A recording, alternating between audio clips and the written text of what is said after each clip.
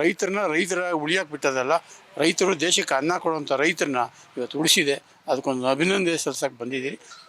ನಮ್ಮ ರೈತರ ಪರವಾಗಿ ನಿಂತಹ ಎಲ್ಲ ರಾಜ್ಯದ ಜನತೆ ಜೊತೆಗೆ ರಾಷ್ಟ್ರ ಮಟ್ಟದಲ್ಲಿ ನಮ್ಮ ಜೊತೆಗೆ ನಿಂತಹ ಎಲ್ಲರನ್ನೂ ಕೂಡ ಅವರೆಲ್ಲರನ್ನೂ ಕೂಡ ನಾವು ಈ ಸಂದರ್ಭದಲ್ಲಿ ಅವರೆಲ್ಲರಿಗೂ ಕೂಡ ಧನ್ಯವಾದಗಳನ್ನ ಸಲ್ಲಿಸೋಕ್ಕೆ ನಾವು ಬಯಸ್ತೀವಿ. ಸೊ ಇಡೀ ತಾಲೂಕು ಮತ್ತು ಇಡೀ ರೈತರ ಪರವಾಗಿ ಈ ಸರ್ಕಾರವನ್ನು ನಾವು ಅಭಿನಂದಿಸ್ತೇವೆ.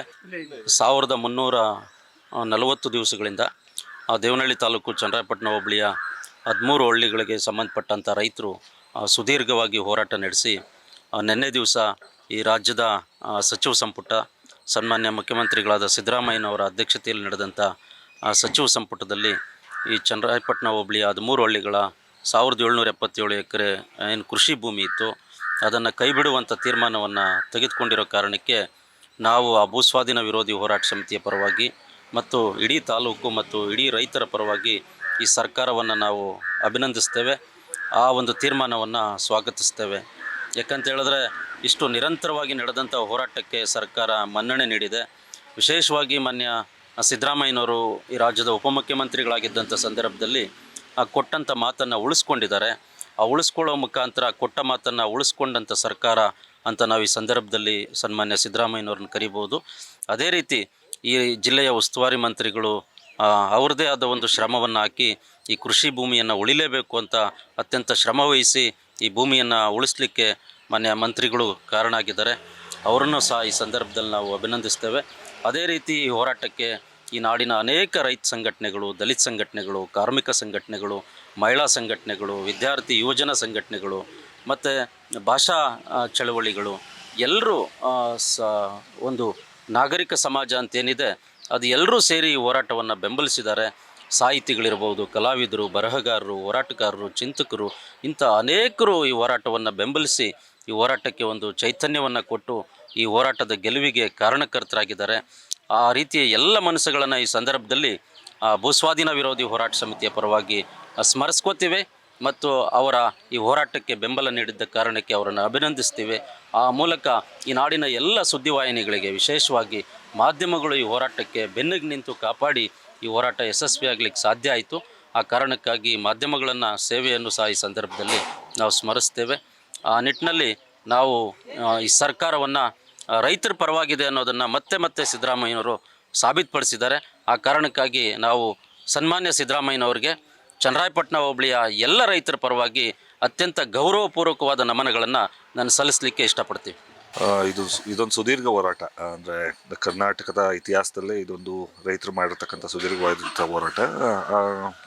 ಈಗ ಈ ಸರ್ಕಾರ ರೈತರ ಹೋರಾಟಕ್ಕೆ ಮಣಿದು ಇಲ್ಲಿರ್ತಕ್ಕಂಥ 1777 ಎಕರೆ ಭೂಮಿನ ಸ್ವಾಧೀನದಿಂದ ಕೈಬಿಟ್ಟಿದ್ದೀವಿ ಅಂತ ಹೇಳಿ ತೀರ್ಮಾನ ಮಾಡಿತ್ತು. ನಿನ್ನೆ ಅದಕ್ಕೆ ಸಚಿವ ಸಂಪುಟದಲ್ಲಿ ಅನುಮೋದನೆ ದೊರಕಿದೆ. ಈ ಕಾರಣಕ್ಕೆ ಮುಖ್ಯಮಂತ್ರಿಗಳನ್ನ ಮತ್ತು ಈ ಸರ್ಕಾರನ ನಾವು ಅವರ ಈ ನಿಲುವೇನಿದೆ ಅದನ್ನು ನಾವು ಸ್ವಾಗತಿಸ್ತೀವಿ, ಅವ್ರನ್ನ ಅಭಿನಂದಿಸ್ತೀವಿ. ರೈತರ ಪರವಾಗಿ ನಿಂತದ್ದಕ್ಕಾಗಿ ಅವ್ರನ್ನ ನಾವು ಗೌರವಿಸ್ತೀವಿ. ಅದರ ಜೊತೆಗೆ ಈಗೇನು ನಮ್ಮ ರೈತರ ಪರವಾಗಿ ನಿಂತಹ ಎಲ್ಲ ರಾಜ್ಯದ ಜನತೆ ಜೊತೆಗೆ ರಾಷ್ಟ್ರ ಮಟ್ಟದಲ್ಲಿ ನಮ್ಮ ಜೊತೆಗೆ ನಿಂತಹ ಎಲ್ಲರನ್ನೂ ಕೂಡ ಅವರೆಲ್ಲರನ್ನೂ ಕೂಡ ನಾವು ಈ ಸಂದರ್ಭದಲ್ಲಿ ಅವರೆಲ್ಲರಿಗೂ ಕೂಡ ಧನ್ಯವಾದಗಳನ್ನ ಸಲ್ಲಿಸೋಕ್ಕೆ ನಾವು ಬಯಸ್ತೀವಿ.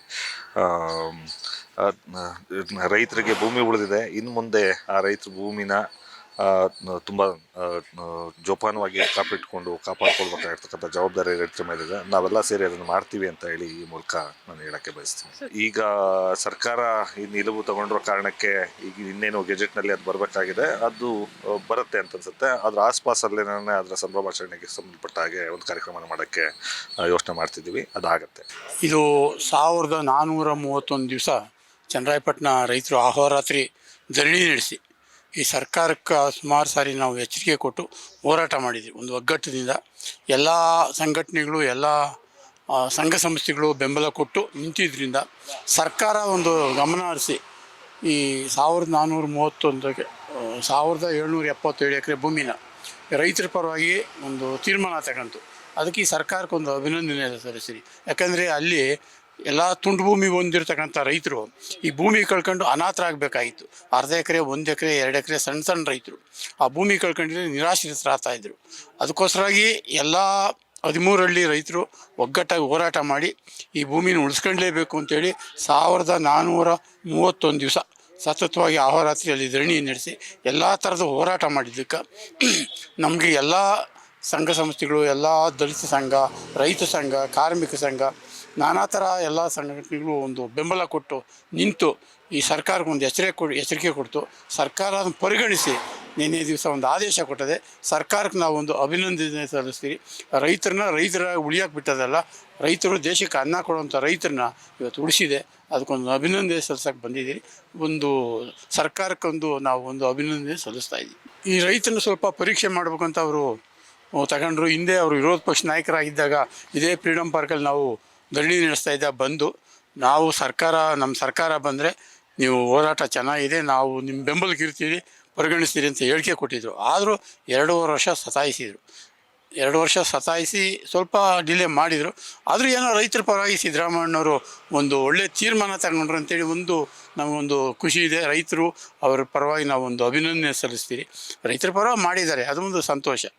ಕಾರಣ ಏನಂದರೆ ಇವತ್ತು ಆ ಭಾಗದ ರೈತರ ಒಂದು ಭೂಮಿಯನ್ನು, ಅವರ ಒಂದು ಒಕ್ಕಲುತನವನ್ನು ಒಕ್ಕಲೆಪ್ಸಂಥ ಕೆಲಸಕ್ಕೆ ಕೈ ಹಾಕಿರ್ತಕ್ಕಂಥದ್ದನ್ನು ಸಂಪೂರ್ಣವಾಗಿ ಇವತ್ತು ಸರ್ಕಾರ ಹಿಂಪಡೆದು ಅಧಿಕೃತವಾಗಿ 4ನೇ ತಾರೀಕು ಒಂದು ಗೆಜೆಟನ್ನು ಪಾಸ್ ಮಾಡಿರೋದ್ರಿಂದ ರೈತರ ಪರವಾಗಿ ಸಂಪೂರ್ಣವಾಗಿ ಅವರಿಗೆ ನಾವು ಕೃತಜ್ಞತೆಯನ್ನು ಸಲ್ಲಿಸೋದಕ್ಕೆ ಬಯಸ್ತಾ ಇದ್ವಿ. ಅದರ ಜೊತೆಯಲ್ಲಿ ಇಡೀ ನಾಡಿನ ಜನತೆ ಹಾಗೂ ಚಳುವಳಿಯ ಮುಖಂಡರುಗಳು ಸಹ ಈ ಒಂದು ಹೋರಾಟದಲ್ಲಿ ಪ್ರತ್ಯಕ್ಷವಾಗಿ ಪರೋಕ್ಷವಾಗಿ ಎಲ್ಲ ರೀತಿ ಸಹಕಾರವನ್ನು ಕೊಟ್ಟಿದ್ದಾರೆ.